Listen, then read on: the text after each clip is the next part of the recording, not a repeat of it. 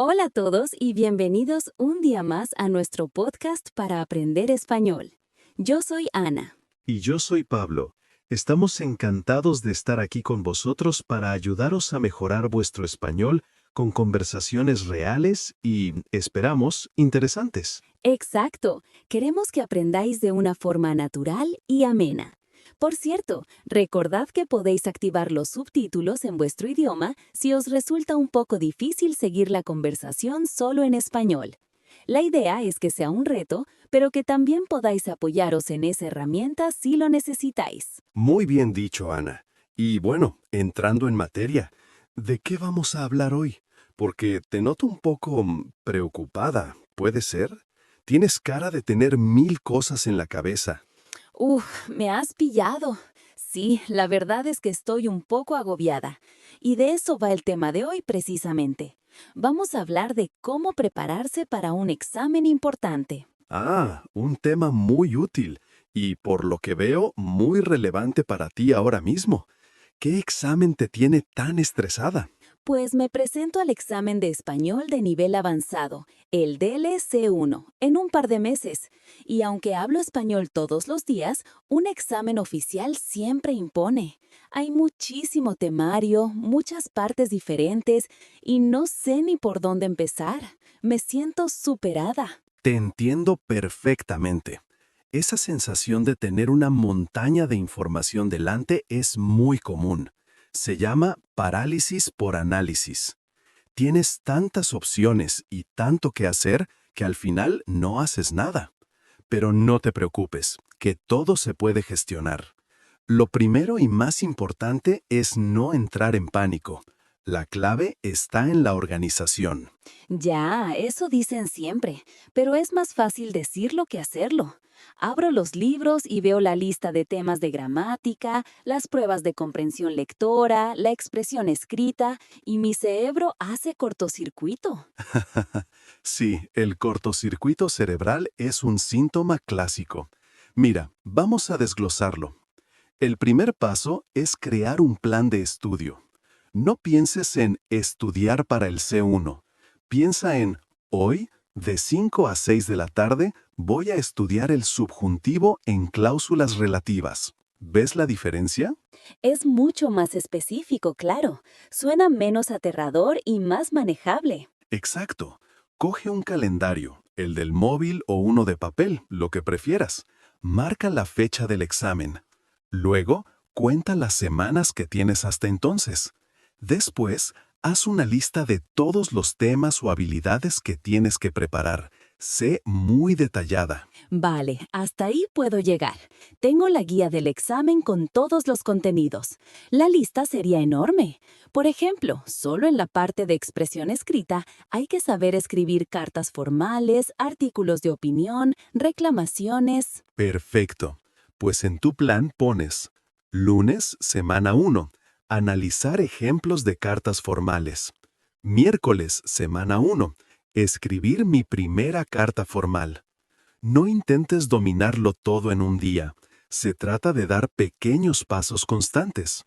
Esto nos lleva a la idea de los objetivos SMART. ¿Te suena? Creo que lo he oído en el trabajo. ¿Era algo de que los objetivos tienen que ser inteligentes? Algo así. SMART es un acrónimo en inglés. Significa que tus objetivos de estudio deben ser específicos, specific, medibles, measurable, alcanzables, achievable, relevantes, relevant, y con un plazo de tiempo, time bound. En lugar de decir voy a mejorar mi escritura, tu objetivo SMART sería voy a escribir 2 redacciones de 250 palabras esta semana siguiendo los modelos del examen. Entiendo. Así sé exactamente qué tengo que hacer y puedo medir si lo he cumplido o no. Me gusta eso. ¿Y qué herramientas recomiendas para hacer este plan? ¿Papel y boli o algo digital? Depende de cada persona. Hay gente que funciona muy bien con una agenda de papel o un bullet journal, porque el acto de escribir a mano les ayuda a asimilarlo. Otros prefieren herramientas digitales, como Google Calendar, Trello o Notion, porque puedes mover tareas fácilmente, poner recordatorios y tenerlo todo sincronizado en el móvil y el ordenador. Prueba y quédate con lo que mejor te funcione a ti. Creo que probaré con Google Calendar para bloquear las horas de estudio como si fueran reuniones. Así me lo tomaré más en serio. Oye, ¿y cuando dices planificar, es lo mismo que organizar? Es una buena pregunta. En el lenguaje coloquial los usamos casi como sinónimos, pero tienen un matiz. Planificar se refiere más a la estrategia a largo plazo, a decidir qué vas a hacer y cuándo, como lo decíamos, crear el calendario con tus objetivos SMART. Organizar sería el paso siguiente, el cómo lo vas a hacer. Preparar tus materiales, tener tus apuntes en orden, asegurarte de que tu lugar de estudio esté despejado y sin distracciones. Ambos son cruciales. Vale, me queda más claro. Planifico el qué y el cuándo y organizo el cómo. Me gusta. El primer paso entonces es sentarme tranquilamente con un café y mi calendario y hacer ese plan, sin agobios. Esa es la actitud. Y una vez que tienes el plan, llega la hora de estudiar. Y aquí también hay muchas técnicas. ¿Tú cómo sueles estudiar? Pues mal, supongo. Normalmente leo mis apuntes una y otra vez, a veces subrayo las cosas con colores bonitos, pero no sé si sirve de algo más que para tener los apuntes vistosos. Subrayar está bien para destacar lo importante en una primera lectura, pero es una técnica muy pasiva. Para que el cerebro realmente aprenda algo, necesita trabajar con la información. Esto se conoce como aprendizaje activo. Por ejemplo, en lugar de solo releer, prueba a hacer resúmenes con tus propias palabras al final de cada tema. Uf, eso lleva más tiempo. Lleva más tiempo, pero es infinitamente más efectivo. Cuando escribes algo con tus propias palabras, estás forzando a tu cerebro a procesar y entender la información, no solo a reconocerla. Otra técnica genial son los esquemas o mapas mentales. Son muy visuales y te ayudan a conectar ideas de forma lógica. Lo de los mapas mentales me llama la atención. Ver todo conectado en una página puede ayudarme a tener una visión global. Y para memorizar vocabulario, porque hay listas de expresiones que tengo que saber y se me da fatal memorizar. Ah, una expresión interesante. Se me da fatal. Para los que nos escuchan, cuando decimos que algo se nos da bien, o se nos da mal, o fatal, estamos hablando de nuestra habilidad para hacer esa cosa. Se me dan bien los idiomas, o se me da fatal cocinar. Exacto, pues eso, la memorización pura y dura se me da fatal. Para eso, las flashcards o tarjetas de memoria son fantásticas, pero hay que usarlas bien. No pongas solo la palabra y su traducción. Eso crea una conexión débil. Es mejor poner la palabra o expresión en español por un lado y por el otro una definición en español, un sinónimo o, lo más útil, una frase de ejemplo que tenga sentido para ti.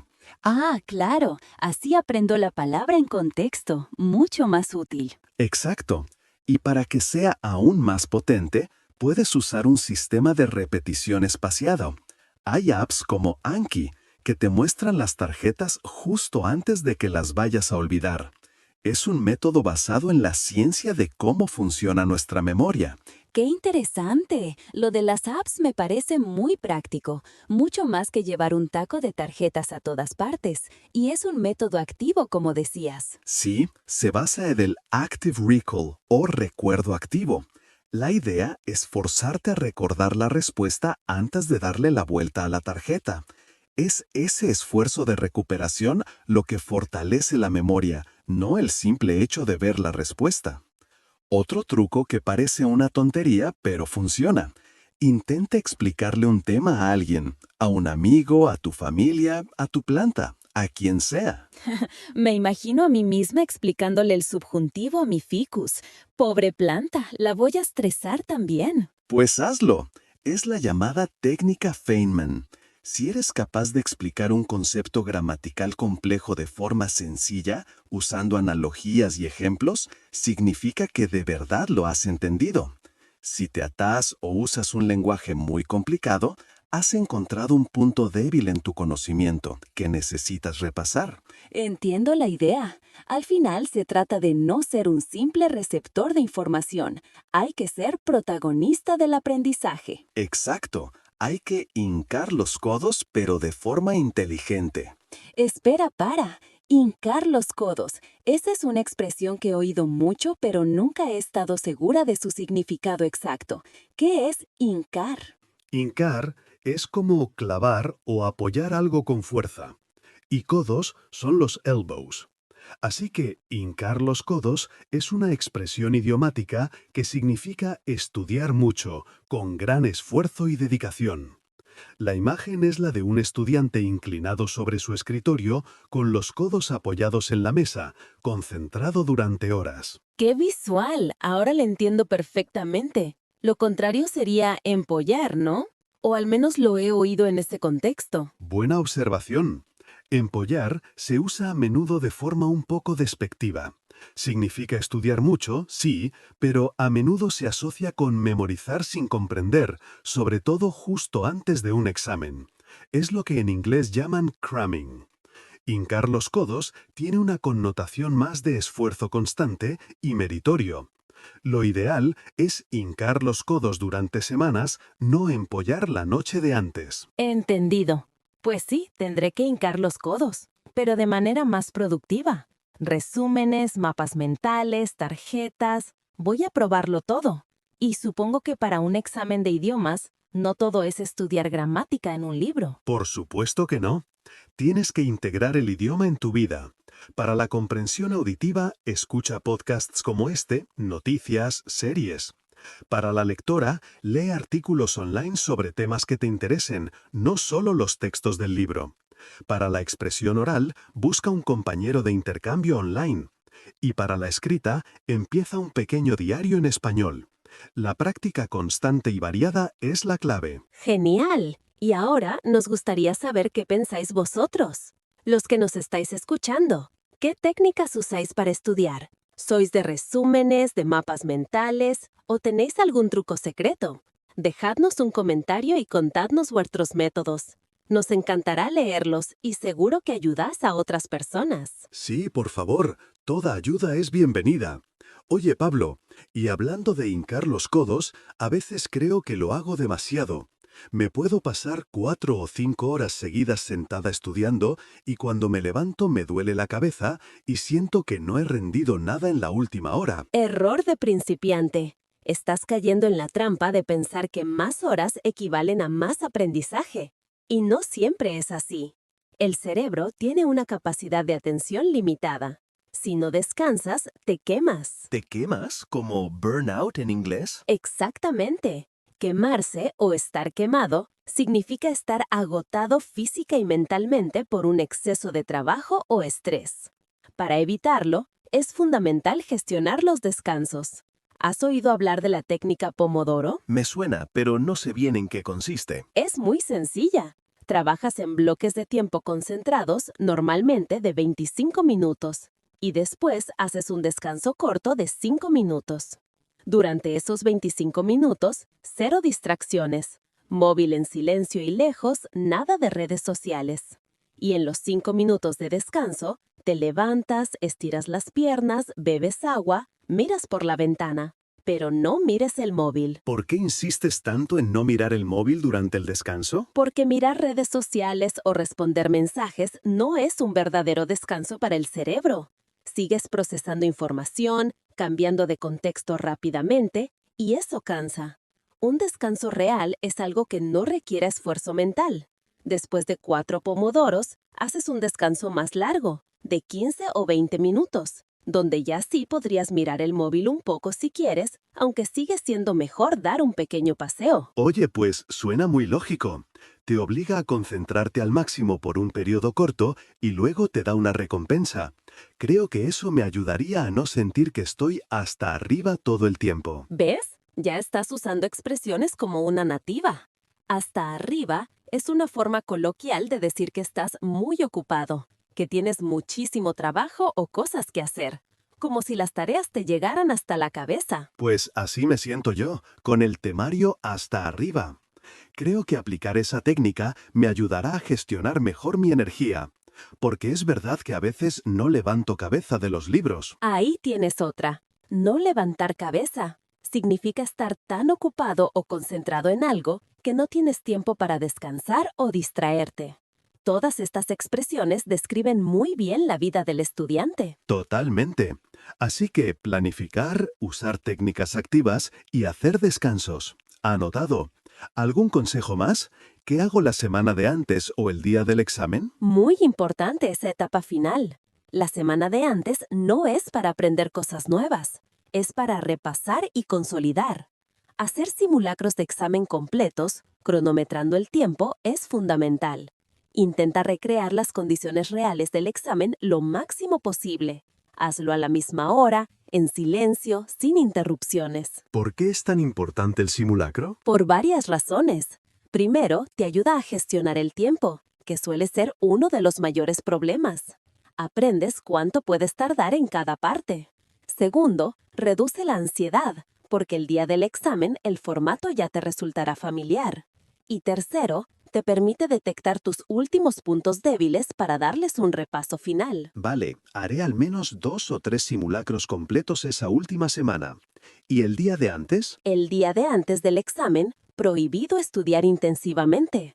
Puedes dar un último repaso rápido a tus esquemas o a las tarjetas de vocabulario más difíciles, pero nada de intentar aprender un tema nuevo o hacer un simulacro. Tu cerebro necesita estar fresco y descansado. ¿Y qué hago entonces? Me subiré por las paredes de los nervios. Bueno, primero expliquemos la expresión.